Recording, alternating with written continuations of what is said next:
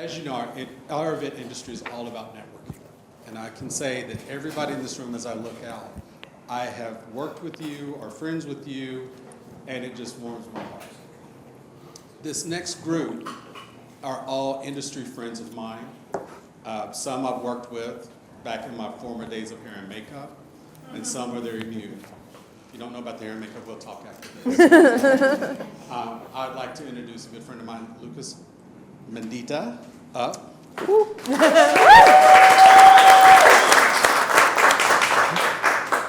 I tried to find somebody as good looking as I am to moderate this. So just real quick about Lucas. Lucas started Cutting Edge Elite from scratch. He was homeless in NYC, sleeping on couches, hoping someone would give him a shot. What he learned in the years wasn't just how to work, it was how to lead with heart, how to treat people with dignity, and how to create opportunity where there was none. And let me tell you, this is truly this man right here. Carlton introduced us many years ago, and he's got an amazing staffing company, which has become a good friend. I got all this. So at this point, I'm going to turn it over to him and go get me a glass of wine. Done and done. Yeah. So you take it away. All right, sweet. So I'm just trying to keep everybody else from giving it too. First off, happy Thursday, my ILEA family. How are you guys all doing today? We're going to pump the brakes real quick. We're going to try that again. How are you guys doing today? Thank you. That is the energy we like to keep the party going. First off, I want to say thank you to everybody for taking the time out of your day to be here with us. We really, really appreciate you. My name is Lucas Mendieta, and I'm going to be your moderator today in a conversation that is, well, it's not very sexy or glamorous at all, but it's something that's going to be hitting our budgets. It's already affecting a lot of vendors, and quite frankly, it's going to be affecting our bottom line across the board. That's tariffs. So regardless of whether you are a caterer, an event planner, a producer, a vendor, every single person here, we're all going to be affected one way or the other. From importing flowers, to linens, to lighting, to equipment. Tariffs, they're changing what we're paying now for a lot of these things. So how do we plan around it? And then the other big thing is, what do we pass on to our clients? So today we're going to be breaking it down in real language. What in the world is going on? Why is this important to us? And the big one that might give a few of you PTSD, how are we going to pivot?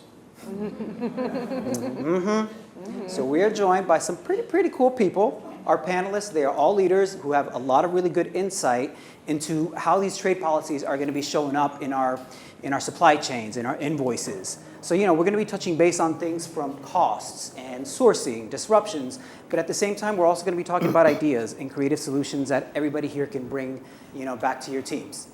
This is going to be an open dialogue, so we will leave room towards the end of the panel for questions from the audience, so please jot those down as we go along. Oh, one more thing. This is not a political talk. We are simply talking about tariffs and how it is affecting our world. Cool? All right, y'all want to jump in? Yeah. All right, done and done. Let's do this. So, my little trusty steed here. Our first panelist is Leigh Simpson, CMP. She has been... Oh, hold on. Let me finish what I'm saying first. So Leigh, she's been with WM Events for over 15 years now, and she brings her precision, creativity, and theatrical expertise to every event that she helps produce. She's also the director of sales and design, and she balances bold concepts and meticulous logistics. And because she has a nice little background in theater, it enhances her ability to craft immersive and memorable guest experiences. So can we please welcome to the stage and give her a round of applause, Ms. Leigh Simpson. Oh, come on. Thank you. Our second panelist is Mr. Martin Collins with Bold Catering and Events. Martin, he is a seasoned catering sales director who has over 20 years of experience in both venue-based and off-prem catering. He's known for his ability to drive revenue, lead dynamic sales, and tailor strategies to meet his clients' needs. His expertise, it just spans from luxury weddings to large-scale corporate events, and he always has a focus on service and innovation. So can we please give a round of applause to Martin Collins. I know he's right.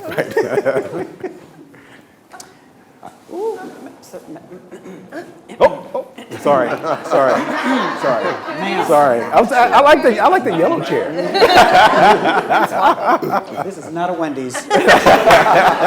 Our third panelist is Ms. Helen Taffet with Sensational Baskets. Helen, she founded Sensational Baskets in 1988 from her basement. She turned it into Georgia's largest gift basket company through creativity and exceptional service. Her company has earned national recognition, and it serves a lot of major clients like Coca-Cola and Microsoft with over 10,000 gifts annually. She is known for creating tailored corporate gifts that really serve the industry, and she serves a lot of clients ranging from law to finance. So can we please welcome Ms. Helen Taffet.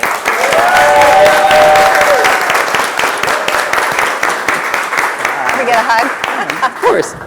Oh, tuck this in here. He was trying to Martin, come on. I'm trying to steal the yellow chair. And last but not least, Mr. Christopher Fitzpatrick with Occasional Occasions by Carlton, LLC. Christopher's culinary journey, it began when, during his time when he was living in London, and he was traveling a lot through Europe and Asia, and all those experiences are now what influences global inspired cuisine. He currently serves as partner, corporate chef, and COO at Occasional Occasions by Carlton, LLC, and with a summa cum, I can't speak English, we're done. This is the end, bye. Summa cum laude, did I say that right? Yes. Lord, I can't speak for nothing today. Degree from the Art Institute of Atlanta. He also brings extensive experience in nutrition, event production, business development, and project management. Can we please give Mr. Christopher a round of applause?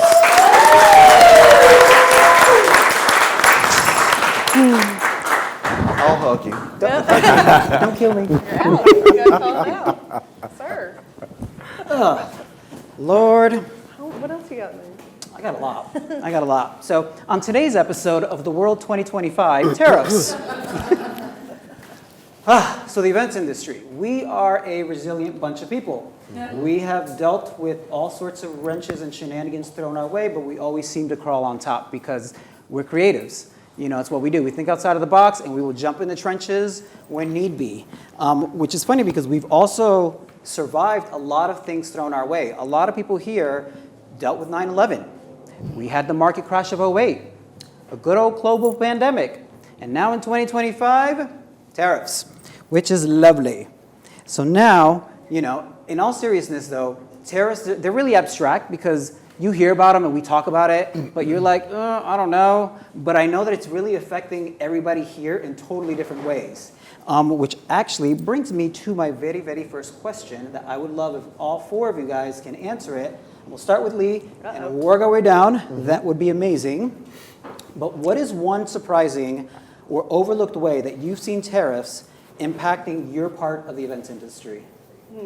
One super surprising way is the life cycle of trends, right? So some of our vendors are really, really smart and kind of saw this coming and went ahead and purchased a lot of inventory ahead of time. Okay. Right, and so that purchasing of the inventory ahead of time led to a lot of new inventory, recently. Mm-hmm. But now that the Chinese tariffs are here, or the tariffs, all tariffs, I guess they're everywhere. Unfortunately, they've maybe disrupted the typical lifestyle of trends in design or in events. So whereas we would normally see like, okay, well, kind of that trend is out, this inventory is in, there may be a kind of halting of that life cycle we might see people holding on to their inventory a little bit longer, maybe not purchasing new stuff, maybe we're trying to reuse things in a different way, or what's another way to use disco balls? How can we keep the parts and pieces that we already have alive? Martin? I would kind of say some of the same things. Because of our inventory delays, because of the inventory delays, we were actually repurposing a lot of our items and becoming more creative with the items we actually have. Because, clients, to be honest with you, and I'm sure you guys know as well, they want what they want now. They don't want it, 60 days from now, 90 days from now. So, our opportunities are there. And Helen, what about you? Let me know if you need me to repeat the question as well. Well, go ahead. Go ahead and repeat the question. What's they're a all very- surprising way that you've seen tariffs impacting your part of the events industry? Well, one of the things that I was really surprised at, one of our vendors in California, where we typically take 2 weeks to get a product, they are housing everything in China now. And so instead of getting an order, giving them an order and getting something from them within about 2 weeks, they're telling us 60 to 90 days. So we've had to change things up. And I think the pandemic actually helps us in so many ways, and I mean me personally in our business, in that people are really understanding about making changes. So unless you're dealing with a wedding where somebody's so specific about what they want, a lot of our corporate customers are just really easy. They are rolling with the punches and know that we might have to substitute something, and they're easy about that. Thank you. Oy vey. Yes. And Christopher, how are you dealing with all that? Well, Surprises? Lucas, one is understanding that tariffs causes a trickle-down effect on everything that we do from a hospitality industry professional. And one starting with, the American household. Tariffs pretty much acts as a hidden tax on American households. And if you look at that, with the tariffs, they're going to cause or can cause at least $1,000 to $4,000 annually on imported goods for American homes. And so what that does, again, is a trickle-down effect in terms of how that impacts our business. We're in a situation right now where we haven't experienced this rate of tariffs in such a long period of time. Particularly, the rate in which we're experiencing now is so much greater than since World War II. So these are things that we're dealing with. And so that causes a trickle-down effect in terms of what we're doing as hospitality professionals. But more specific to your question, we recently had to have one of our cooling units replaced or repaired in our shop. So it wasn't the cost or the expense of that was not due to labor, but it was actually due to the part, in which, of course, that part came from China. And the part cost us $900, whereas before, years past, the cost for that same part was half of the $900. So Wow, that's double. what we're seeing from an operational perspective. Oh, oy vey. Yeah. Oh, lovely. So, thank you guys. That's really good. And I want to dig actually a little bit deeper. So I'm actually going to start with you, Leigh. And my question for you is, how are you seeing clients push back on pricing more than usual? And if so, how are you framing those conversations with them? Yeah, so we haven't had such a pushback just quite yet. That hasn't been something that we've totally dealt with. I think some of that stems from the lead time of planning events, right? Because you could be talking something now that's you're not happening until October, November, whatever, 2 weeks from now. 2 years from now. or 2 Yeah, years right. from Yeah, now. I wish somebody would call 2 years earlier. My God, what a dream. Do you have some of those clients in that jacket? I'll take them. Yeah, I have one back here. Yeah, right. No, 2 weeks out, more than likely. But WM Events, we are a little bit different in the market. So we are event planners and we are event designers. So that's not something that you typically find, right? So we are full service, soup to nuts planning. But then we also, have inventory. We have props. We do our own flowers here. We have a huge inventory of different decor items that we can use. And if we don't have it, we know who does. So on the planning side, we're more dealing with services. We're more, there's like intellectual, there's IP property there. There's our expertise as certified meeting planners in the industry. So that's not something that I would totally ever see it interacting with. But so more on the decor side, on the design side, we're looking at, the framework that we want to see is just to be really transparent about it. Okay. Luckily or unluckily, it's a global issue. So it's not Atlantic based, it's not event industry based, it's not like, nobody knows what's going on. So there is, like Helen was saying, like kind of an openness from our clients to even have the discussion, like, yeah, it is more expensive today than it was, 3 months ago. So I feel like that's really helpful for us, that we're kind of all struggling at the same time with it. But, we're always open to talking to our clients, and, we have pride ourselves on having really great relationships with them. They trust us as experts in the industry so that we can be really open and honest with them about where these prices are coming from and, what we should consider doing or how we can adjust. Like, let's solve the problem. Like you said, we're event planners. We're in the events industry. Like Yes. I would nothing. say that we're firefighters and miracle workers. We're everything. Nothing is unfigure-outable. Like if you can move an entire party inside because it's flash flooding, then you can figure out tariff pricing. Yeah. think. And because of all that, have you had to change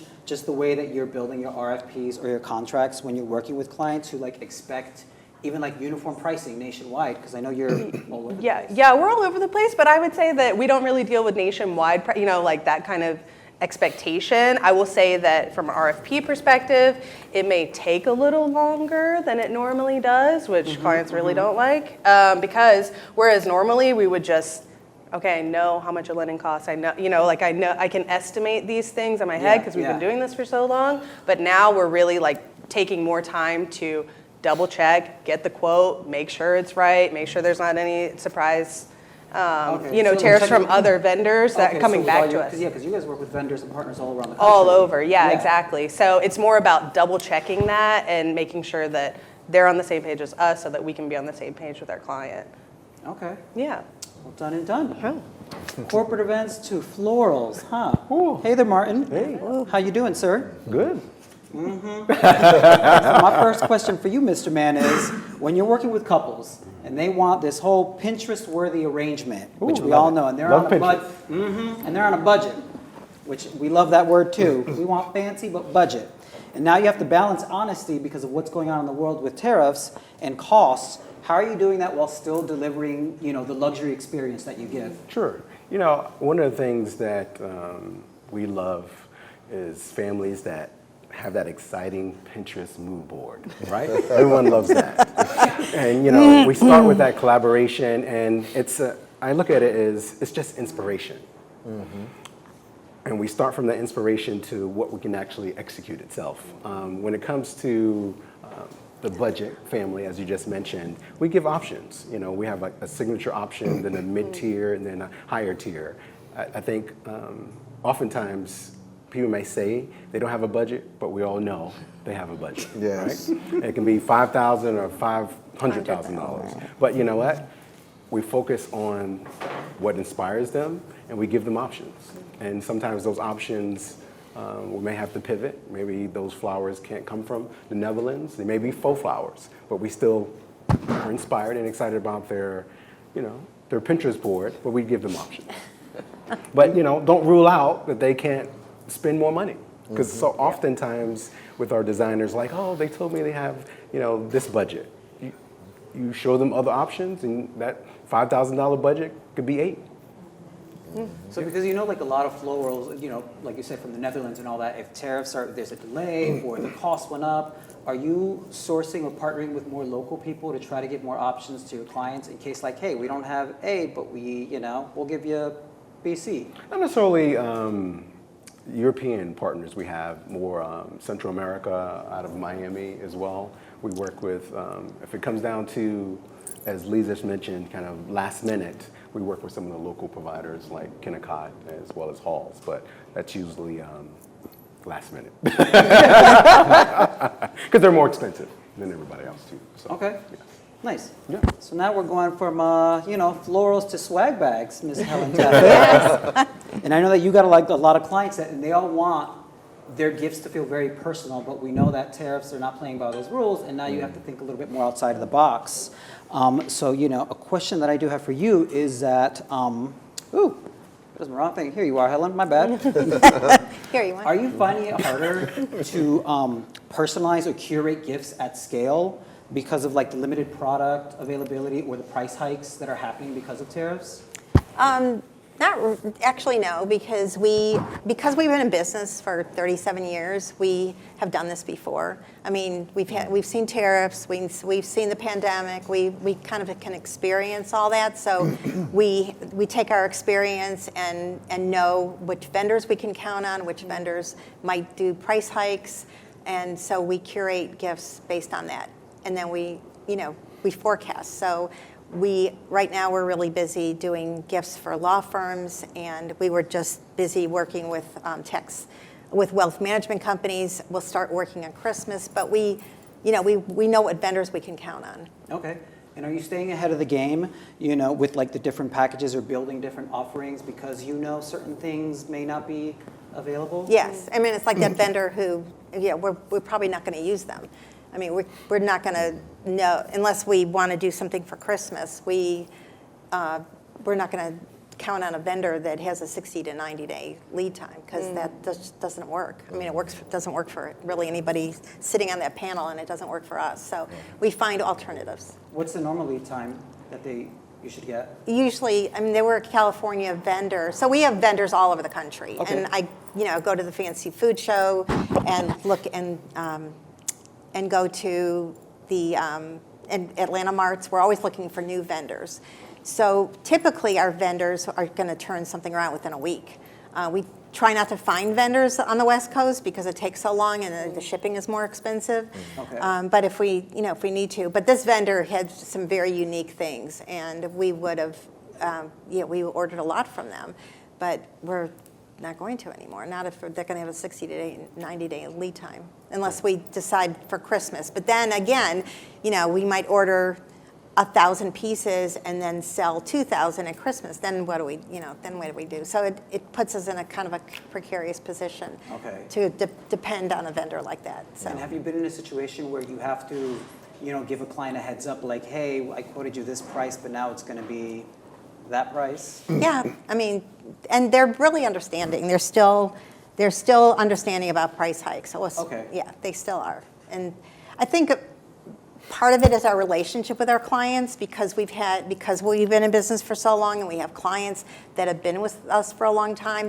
They trust us, and we're not going to raise their prices by 15 or 20% unless we have to. Yeah. And so a lot of the things that we're doing now, we're doing the same as what we did last year. We're doing the same pricing because that's what we have. So we're not seeing the prices on certain things, and we're not raising those prices, but we are if we have to on something else. Okay. Thank you. I'm getting notes from the peanut gallery about projecting. Oh, projecting? Yes. All of us? My bad. Sorry. So, from personalized gifts to plated dinners. I know that a lot of people, they don't always think about catering. Yes. In our industry, yes, but a lot of other people outside of our industry don't. They don't think about catering, but you guys have to deal with a lot because you're outsourcing food that can come from another country, disposables, serveware, a lot of that's imported. So, what's shifted the most for you in the last couple of months? Well, one thing, Lucas, is having to educate our clients on the situation with the tariffs and, of course, where, the food is coming from. And that, of course, affects the price, right? However, caterers often operate on a very slim profit margin, requiring cost control and needing a stable supply chain. Unfortunately, tariffs cause volatility in that supply chain, causing an increase in price. And of course, that affects our bottom line profit margin. Yeah. So those are things that we have to deal with. While the U.S. actually grows most of its food, but some imported items that, particularly when it comes to produce, is up, 3 to 10%. And beef is up, much higher than that. So these are things that we're having to juggle with as caterers. So if you look at the cost of cheese, for all of these fancy charcuterie boards that our clients like, our special Carlton macaroni and cheese that requires, these special cheeses. Those are, imported from Europe. And so, of course, the cost of importing those type of goods is going to impact our bottom line. And we have to choose how we deal with that. Our specialty oils, olive oils, seasonings, those kind of things, wines, our spirits. So these are having an impact on our bottom line. If you talk about, serveware, disposable ware, most of these items are manufactured outside of the U.S. And so, again, an increase in cost for us to be able to render services to our clients. We were looking at updating some of our tablescape designs and so forth. We had gone through and picked out the equipment that we were looking to purchase. And, tariffs hit, and so we're having to kind of backtrack on that and repurpose, as I heard on this panel, repurpose these things, the equipment that we currently have, and looking at different ways of reinventing those, if you will. Yeah. So we're having to make decisions on, whether we're going to purchase now or delay those purchases. Because again, caterers look to import these specialty items to elevate our cuisine options for our clients. So we're having to look at how we do that and not jeopardize in quality of our product and services. Okay, so you are adjusting a lot of menus or ingredients just based off what's available and what's becoming more expensive and harder to source.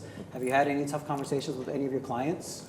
Yes, I mean, as I heard one of our panelists say, and Helen, you have to be very direct with your clients. You can't hide it because the cost is what the cost is, when you present them with a proposal.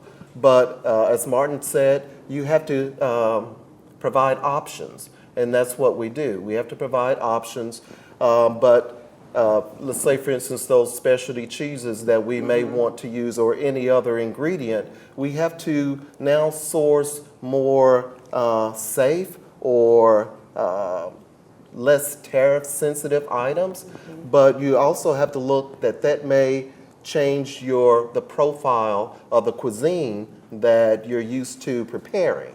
So, these are things that we're having to look at. So yes, we are having to make some decisions, source more domestic based products, and going back through a test phase to make sure, again, that we're not jeopardizing the quality of our product.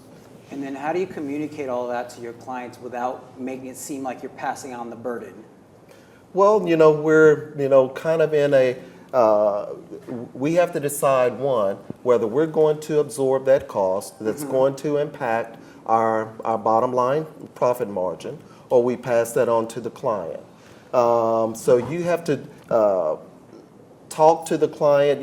They may want, as we talked about the Pinterest board, right? That they have this vision for their event. However, you have to say, well, based on your budget, these are some other options that we can provide to you. You may not use a filet mignon. You want beef, we can provide you with another option for that filet mignon that you're looking to provide for your guests. Okay. Yeah, so we just talk very, very frank with them. And do you find it that the three of you, start with Leigh or Martin, that how is it if you have to have those conversations, like, hey, we gotta raise this up without seeming like you're passing on the burden to your clients? Well, I don't think that passing it on is such a bad thing. I think it's nice to say, here is the tariff line. This is the cost. I didn't do this. You didn't do this. This is what's happening to us. This is happening to everything.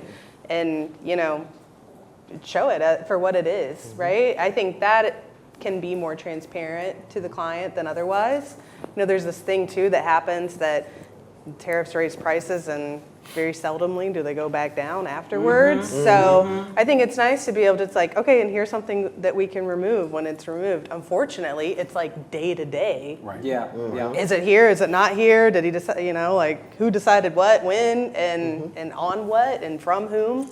So I think being as like, okay, this applies right now, this, we may be able to take this off, Yeah. but it's not. I think creating a separate line item, a separate visual for the client, I think is a better process, at least for us. If only everybody did that. 'Cause I noticed at Amazon, you know, we all know that. Yeah, I noticed that exactly. things that I'll order literally have doubled, and I'm just like Right. clutching my pearls. I'm like, oh Lord, like, oh. And when it happens like that, like you never know, like is this, are they just money grubbing? Are they, you know? Yeah, so I that's a think good- showing it as a Yeah. line item is a better approach. I agree with you. The clients do want transparency. Correct. They want to know specifically, you know, why they are being, you know, charged for these services. And they Yeah. want to see that transparency.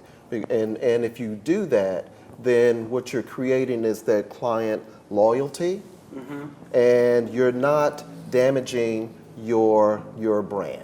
Yeah. Yeah. So, Yeah, I think it also provides a way for you to be like, okay, well, if this is the line item, this percentage, whatever, what can we do to adjust to get you where you need to be, right? What cuts can we make? What can we pull back from? Or is it okay? And everybody's dealing with it, and we just know it's going to be more expensive, you know? Yeah, yeah. And that's a good point where we leverage some of our existing inventory to offset some of the items that are more expensive. Obviously, is it a cost to us? Yes, from a housing perspective, but we own it. And so, you know what?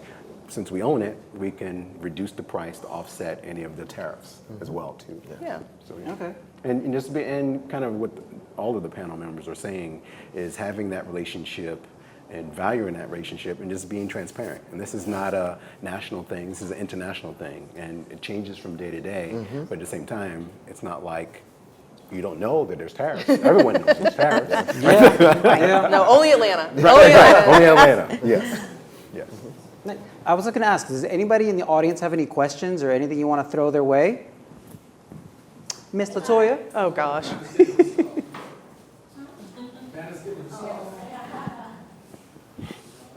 We have a mic runner. Oh, Ed. I think everybody's bringing up some really good points, but I also want to flip it because we are also being affected by our clients who are dealing with budget cuts and having to pull back because the tariffs are affecting their services in their cities. And how do we adjust there when their normal yearly event suddenly is cut back? I can answer that.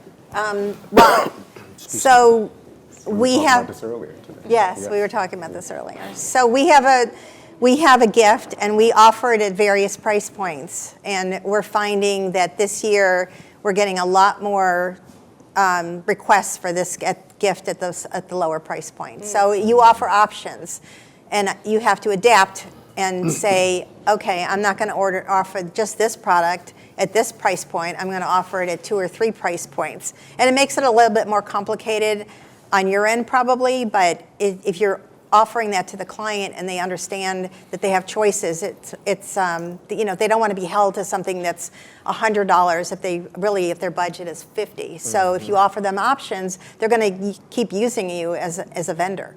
yes. Nice. Does anybody else? Relationship too. Yeah. Yes. Yes. Maintain that because this is temporary. Correct, Right. and that's Yeah. that's exactly what I was going to say. You know, you've had some legacy clients that, you know, let's just say it this way: tariffs, short term; Yes. client relationships, long term. Yes. And you know, you look at those client relationships through a lens that 5, 10, 20 years from now, and this is just short term. So my perspective is taking those small sacrifices for the long-term relationship. Yes. Yeah, yeah. For sure. Does anybody else have any other questions or anything they want to throw our way? All right, Mr. Blake. Uh-oh, Steve. So, we are going into our budget meetings. We're going into our budget meetings for the next 2 years. And you always project those budget numbers up a little higher, cost of living, whatever, 3% average. With this change, what would you would say, and I know it's going to vary because of the different elements when you're putting on an overall event, but what would you say would be a good number of percentage to increase those budgets by, or how would you look into that? Blake, what's your business? Okay. What is it? Event planning. Okay. Event planning. Okay. What's your magic number, Martin? Be the man asked you. 3% would probably be on the low side. I would say a range anywhere between 3 to 10%. Yeah. That's what I would suggest. I was going to land at And- an 8. At 8? Yes. Yeah. Yeah? And that's a wide range, but you can't predict the future. I mean, Right, right. yes. Well, there's so many different variables when you're putting on the event, Right. so you have to take those considerations. But it's sort of hard when you're, have to go and talk to your directors and say, this isn't going to work. Right. Like, have you actually thought about this? Because sometimes these are not event people that you're dealing with. Correct. In Right. the Correct. corporate side of this. Correct. So Right. you have to sort of break it down to them and Yes. say, hey, have you actually thought about this? And is this making any sense? Correct. Where are we at? So, thank you. I want to say, we all have to recognize that we're in a very price-sensitive market where things fluctuate up and down and so forth. And we're all having to pivot. And we're all, for the most of us, are learning this. And how do we navigate through this? And from our perspective of at occasional occasions, a part of it is collaborating better, sharing resources better with our vendors, partners, and so forth. Because right now, as Martin and the rest of us have said, this right here is time and space. But we want to make sure that we are alive and doing well past this time and space. So it's thinking a little bit sometimes outside of the box, and sometimes that can be a cliche, but really it's strategizing how do we navigate through this price-sensitive market where we all are successful.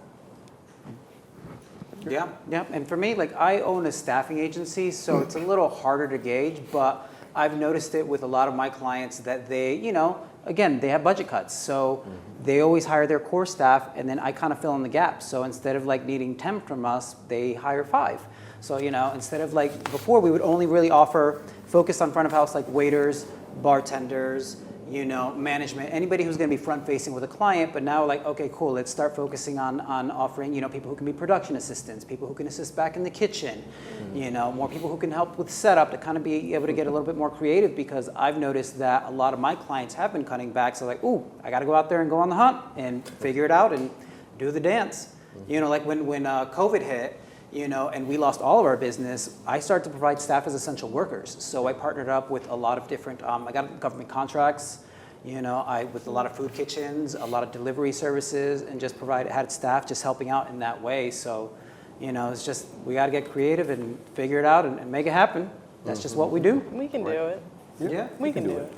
Do you guys have any other questions or anything? Oh, yeah, yes, if you want to go. And then Ms. Claudette, oh, never mind, we're going, Ron, all right. I was closest to the mic. He's got the mic. Say less. Basically, I know everyone has growth plans going into the year. Things that you expect, you're saying, okay, I would like to reach these new marks.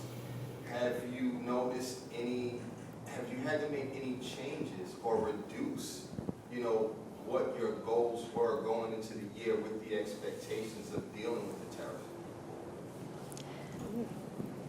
I find that I'm working a little bit harder this summer, this spring and summer, to get those clients that I know are going to order. But I need to push them. Like this time last year and the previous years, we would have a lot more orders, and they're not there yet. I think they're going to be, but I'm having to I'm calling people like all the time. Not the same people all the time. I'm not. No, I have a list of 500 and I'm just calling all 500 of them. So I'm working a little bit harder to do that. So my numbers are up, which is good, but but I'm working harder to get those numbers. Okay. And Claudette? Yes. No, what was your name? Jack. Jax. Ay, Dios mío. I'm so sorry. Ms. Helen had mentioned earlier about having various tiers of offerings. What diversification have you all probably implemented or looking at implementing within your businesses? Say, like for me being in primarily weddings, social got me through Q1 or Q1 and 2, which is uncustomary, but for you all, what diversification products maybe are you going to start offering or thinking about offering within your companies? Well, I'll say one of the things that we started, we have a campaign that's called Tariff Buster, right? But no, I mean, but what that does is, there's a really good discount, but it requires the client or the potential client to respond quickly, because what we're trying to do is make sure that we fill that pipeline as quickly as possible. So running something like a Tariff Buster ad. The other thing that we're doing, we do have different levels of service that we offer to clients, and that seems to work very well for those individuals or corporations who are really budget conscious. So they can, whether you want to spend $5,000, $10,000, or $20,000, whatever your budget is, then we have a product and service line that would fit within that budget. And we can, tweak and customize that as well. I would say from our perspective, we've always kind of had a diverse clientele. We're about 75 to 80% corporate, but then there's a little bit of nonprofit, like 15% nonprofit, maybe a little bit of social. And it's very funny to see how those percentages change, like even in the last 5 years, right? When corporate went out during COVID, social kind of filled its position, and that's always been helpful for us and something we've always wanted too, because also from a design perspective, the trends kind of influence each other, right?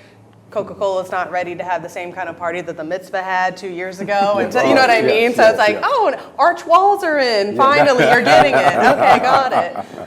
So that's always been something that we've always wanted. And then from an in-town perspective versus out-of-town perspective, we work on that as well. Like, how often do we want to travel? Are we really pushing that? Are we keeping it more in Atlanta? Because sometimes, depending, especially one of our niches is sports. So we can follow some of the major sporting events and, went to New Orleans a lot this year. They were partying a lot. So that kind of even helps us from a geography perspective of diversifying as well. So we're always looking for who's partying and where they want to be and how they want to party. We're happy to help. Done and done. Say Life, less. life of the party. Life of the party. Yes. Love that tagline. Love that tagline. Does anybody else have any other questions or anything? Mike? Mike?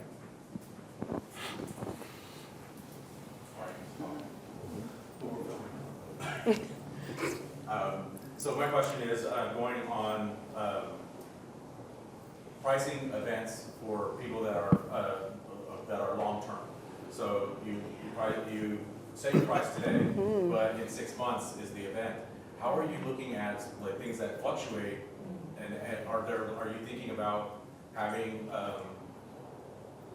to relook at that as you get closer to the event as far as pricing to the client? Are you putting that in your contract?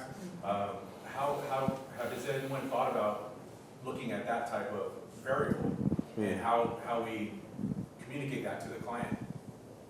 So everyone here has a contract, right? And I'll say this. When you have to communicate and pull out the contract and talk to a client, that's usually not a good thing, right? Right. That's usually not a good thing. And so kind of what I said previously, like look at the relationship of the client itself. And kind of what we're all said is, you know what, just be transparent. You're not trying to hide anything. And, you know, do not acknowledge that it's not an issue. We can't hide it. Right. Everyone knows about it. Just be upfront with it. But also, hand in hand with that is having that legacy client or that relationship that you have with the client, look at it both ways. Look at it from their perspective, look at it from your perspective. So. Yeah, that nuance of like the value that you're adding, right? And making sure that, you know, that if you can lock in or you have expiration dates in your client, I mean, in your contract, that's always ideal. And anything you can lock in, go ahead and get it. Right. No, you can't. No, here's the contract. You can't charge anymore. Get that deposit. Yeah, exactly. I think that's like step one, right? Step one. But yeah, transparency for sure. This is great. I love it. Do you guys have any more questions you want to keep on coming? Throwing them our way? I want the wine. Yes, no, maybe so. Oh, y'all want the wine. Okay, all right. Do we have any final thoughts that you guys would like to, you know, give everybody before they leave? I do. Oh, well, go ahead. Oh, you've got Helen. For sure. So on the way here, I was thinking about how, you know, the tariffs had affected our company. And one of the things, I always tell people that we're so lucky in the South because we have so many delicious things that are representative of the South. Cinnamon glazed pecans, praline pecans, peanuts, chocolate chip cookies that are made here that are amazing, that are best-selling single product. And maybe we at Sensational Baskets need to start thinking about some of those products for some of our other products that are not Southern-based, because we have a whole line of Southern favorites, and then we have corporate clients around the country, and honestly, some of them don't want to see Southern gifts in their in their products. So we have to be careful about that. But of course, those things that I mentioned are, you know, kind of overall things that we can include. So maybe we should be looking at something that's a little bit more that's Southern, that we can include, that are delicious and, you know, that are locally grown. So Good. I was going to say that, like I said earlier, everything is figure outable. You can get through it. It's, you know, and I think there's a huge collection of people here who can get through that, who can help you get through the thing that you're trying to get through, right? This is why ILEA exists. This is why these networks, these communities exist, so that we can all help each other out and figure it out. There's enough business to go around. We don't need, you know, we need to be helping each other. There's enough pie Not for trying everybody. to, not trying to gatekeep the information. It's like, no, share your knowledge and make the other person better. And that just, you know, the tides raise all ships. Yeah, done and done. Yeah. And to add on to that is exactly what I was going to say, is collaboration. There's a lot of competitors in the room itself. And one of the great things I love about Atlanta, and some of you know if you're from other states or work in other states, is that, you know, New York or LA or Chicago, and it's very competitive. And it's like a silo, and people don't share information. But here in Atlanta, we collaborate. Like, you know, you need a resource, and it may be a competitor or maybe some another industry. You can, listen, I call on tons of different people who, you know, they're vying for the same business that I'm vying for, but it's competitive, but it's fun competitive. I look at it that way too. So my takeaway for you all is collaborate with each other. Yes. But it's nice to keep it in the family, because if you can't do it, you know you got a friend like, hey, I know so-and-so over here, we got you. Lucas, I'm being very PC. And I would just a follow-up to what Helen said. We might have to work harder, you know, for a period of time, but that's okay. We work hard. We're going to have to strategize. We're going to have to be a little more open-minded about how we do business. We talked about transparency with our clients. That's going to be critical. That we continue to come together, share important information that's going to help us, you know, move forward. There's some nuggets that I got from this panel discussion this afternoon or this evening to give me a second thought on something.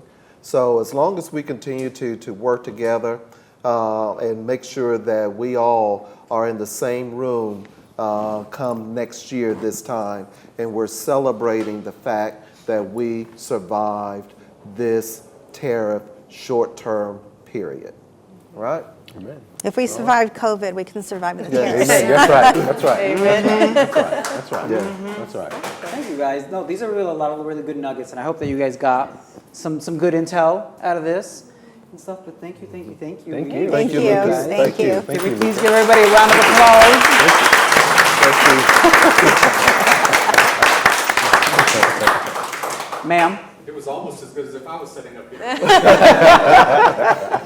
Almost. Don't let him talk to you like that. Don't So I worry. do want to end on one thing that you guys said, collaboration and partnership. While this is an ILEA roadshow, all organizations based here in Atlanta are represented today. This shows that all of us can work together. We have WIPA, we have NACE, we have MPI, we have LMLP, we have everybody. Thank you guys for coming. We wrapped enough time for anybody who wanted to do the tour. Christy and Tia, the CEOs. If y'all wanted to in the space, it's amazing. Yes, Sure is. You're here. You might as well tour the place. Yes. Do we have a bartender still out there pouring wine? Oh, no. Is it self-serve? Even better. Even better. Even better. Thank you. He wants Good to- job. he Good wants to job. take a- Good job.